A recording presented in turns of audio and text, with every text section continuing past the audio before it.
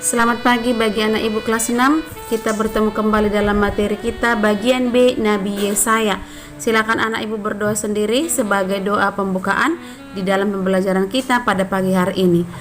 Nah, anak-anak ibu, sebagai tujuan pembelajaran kita dalam materi kita Nabi Yesaya di kelas 6 adalah yang pertama, memahami situasi masyarakat pada zaman Nabi Yesaya. Yang kedua, memahami isi nubuat atau pewartaan Nabi Yesaya, dan yang ketiga adalah memahami makna tentang nyanyian kebun anggur sang kekasih. Nah, anak ibu, mari kita mengamati sedikit pengalaman hidup di masyarakat sekarang. Nah, anak-anak ibu, di sini ada beberapa foto ibu lampirkan tentang kehidupan anak-anak jalanan, ya, yang tidur di jalan, tidak dapat makan, ya. Boleh anak-anak ibu menyimaknya, bahwa begitu menggetirkan. Adilkah untuk mereka untuk mengalami situasi ini? Tentu tidak, ya. Oleh karena itu, ada beberapa gambar yang bisa kita lakukan. Nah, apa yang harus kita lakukan sebagai manusia sosial atau makhluk sosial? Mari kita simak beberapa pemberian orang dalam gambar ini. Perhatikan anak-anak ibu, seorang gadis kecil yang belum memiliki penghasilan, tetapi dia masih bergantung sama orang tuanya, namun mau berbagi kepada seorang nenek yang sudah tua. Ya, di sini kita bisa melihat bahwa kepedulian itu ada. Pemberian tidak mesti di dalam hal yang besar, tetapi boleh kita mulai untuk memberi kasih dalam hal yang kecil. Lalu seorang laki-laki dewasa membagikan makanan kepada orang-orang yang di jalan atau pemulung yang mereka tidak punya tempat tinggal. Nah, ini ada bagian dari saling berbagi kasih. Kemudian memberikan pendidikan bagi anak-anak yang tidak dapat bersekolah seperti kita yang duduk di dalam pendidikan formal selayaknya.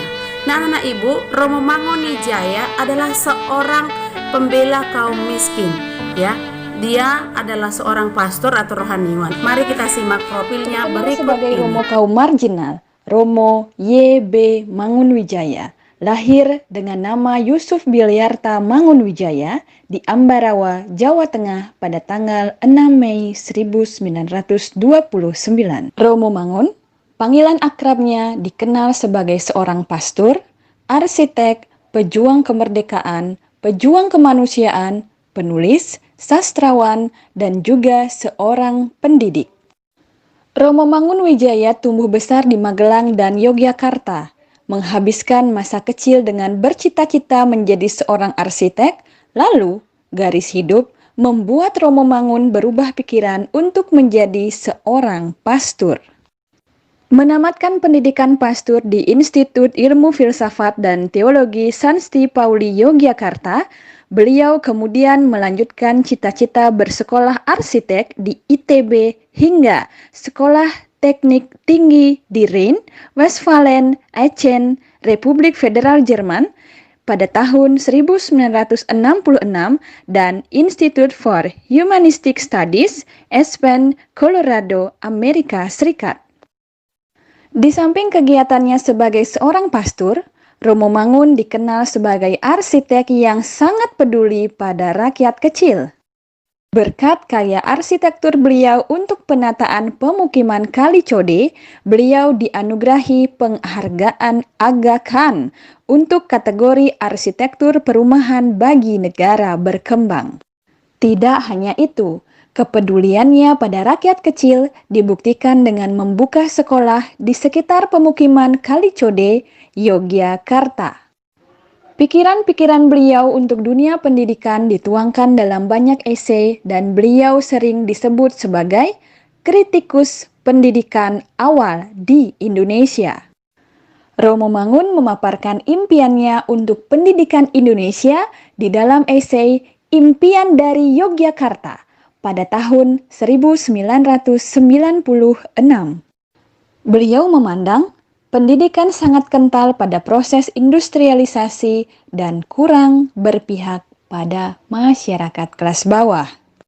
Romo Mangun juga bermimpi pendidikan Indonesia mampu memanusiakan manusia, bukan membuat siswa menjadi robot bagi industri. Banyak kritik yang beliau layangkan melalui tulisannya. Nah, anak-anak ibu, marilah kita bersama-sama membaca kitab Yesaya bab 5 ayat 1-7. Silakan ambil Alkitabmu dan atau bandingkan dengan buku paketmu, karena di dalam buku paketmu ada bacaannya. Kitab Yesaya bab 5 ayat 1-7. Nyanyian tentang kebun anggur. Aku hendak menyanyikan nyanyian tentang kekasihku, nyanyian kekasihku tentang kebun anggurnya. Kekasihku itu mempunyai kebun anggur di lereng bukit yang subur. Ia mencangkulnya dan membuang batu-batunya dan menanaminya dengan pokok anggur pilihan. Ia mendirikan sebuah menara jaga di tengah-tengahnya dan menggali lubang tempat memeras anggur. Lalu dinantinya supaya kebun itu menghasilkan buah anggur yang baik, tetapi yang dihasilkannya ialah buah anggur yang asam. Maka sekarang, hai penduduk Yerusalem dan orang-orang Yehuda, adililah antara aku dan kebun anggurku itu. Apalah lagi yang harus kuperbuat untuk kebun anggurku itu, yang belum kuperbuat kepadanya? Aku menanti supaya dihasilkannya buah anggur yang baik. Mengapa yang dihasilkannya hanya buah anggur yang asam? Maka sekarang aku mau memberitahukan kepadamu apa yang hendak kulakukan kepada kebun anggurku itu. Aku akan menebang pagar durinya, sehingga kebun itu dimakan habis, dan melanda temboknya, sehingga kebun itu pun diinjak-injak. Aku akan membuatnya ditumbuhi semak-semak, tidak dirantingi dan tidak disiangi, sehingga tumbuh putri malu dan rumput. Aku akan memerintahkan awan-awan supaya jangan diturunkan hujan ke atasnya, sebab kebun anggur Tuhan semesta alam ialah kaum Israel, dan orang Yehuda ialah tanaman-tanaman kegemarannya, yang dinantinya keadilan, tetapi hanya ada kelaliman, dinantinya kebenaran, tetapi hanya ada keonaran. Demikianlah sabda Tuhan. Syukur kepada Allah.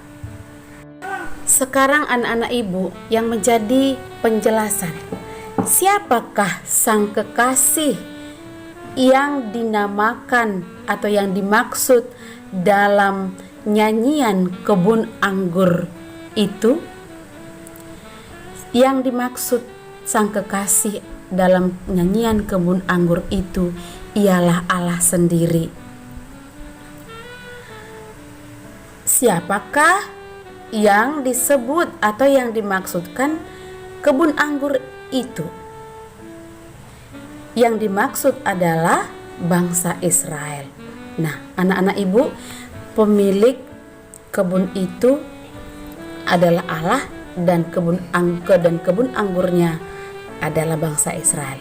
Apa maksud dari nubuat Nabi Yesaya melalui nyanyian kebun anggur? Inilah dia, kita bacalah isi nubuat Nabi Yesaya melalui nyanyian kebun anggur sang kekasih adalah sebuah ancaman bagi bangsa Israel supaya segera bertobat dari tindakan-tindakan mereka yang telah merugikan sesama. Selain itu juga, Yesaya juga menyampaikan bahwa Allah selalu menyertai bangsa Israel dalam menghadapi musuh, serta akan datangnya juru selamat kita, yaitu Yesus Kristus. Anak ibu, kita sudah membaca teks kitab Nabi Yesaya. Sekarang kita mau kepada penjelasan. Nabi Yesaya lahir pada tahun 765 sebelum Masehi atau sebelum Yesus lahir. Yesus dipanggil menjadi nabi ketika dia berumur 25 tahun, jadi masih muda. Dan Yesaya berkarya selama 40 tahun di antara bangsa Israel. Nah, bagaimana situasi masyarakat pada zaman Nabi Yesaya? Situasi masyarakat pada zaman Nabi Yesaya yang pertama adalah bangsa Israel itu mengalami kemerosotan moral. Yang kedua, terjadinya ketidakadilan di dalam berbagai bidang kehidupan. Dan yang ketiga, rakyat kecil menjadi korban kekuasaan dari orang-orang yang merasa berkuasa. Nah, Anak-anak ibu, inilah yang terjadi pada zaman Nabi Yesaya. Untuk itu Nabi Yesaya memiliki tugas. Apa tugasnya? Yang pertama, meramalkan tentang datangnya Mesias sang juru selamat, yaitu Yesus putra Daud. Dan yang kedua, menyadarkan bangsa Israel untuk bertobat melalui ancaman-ancaman. Jadi supaya bangsa Israel itu tetap berpegang teguh pada Allah. Nah, anak-anak ibu, sebagai bahan untuk diingat, ketika dipilih Allah, Yesaya merasa tidak pantas, tetapi pada akhirnya ia menerima panggilan. Mengapa dia tidak pantas? Karena dia merasa masih muda dan belum layak. Tetapi jawaban Yesaya ketika diutus oleh Allah ialah, inilah aku Tuhan, utuslah aku. Nah, malaikat memberikan sebuah penyucian lewat bara api ke bibir atau ke mulut Yesaya. Peristiwa Yesaya diutus oleh Allah ketika Yesaya sedang berdoa di bait Allah dan ia mendapat penglihatan dari Allah sebagai nabi.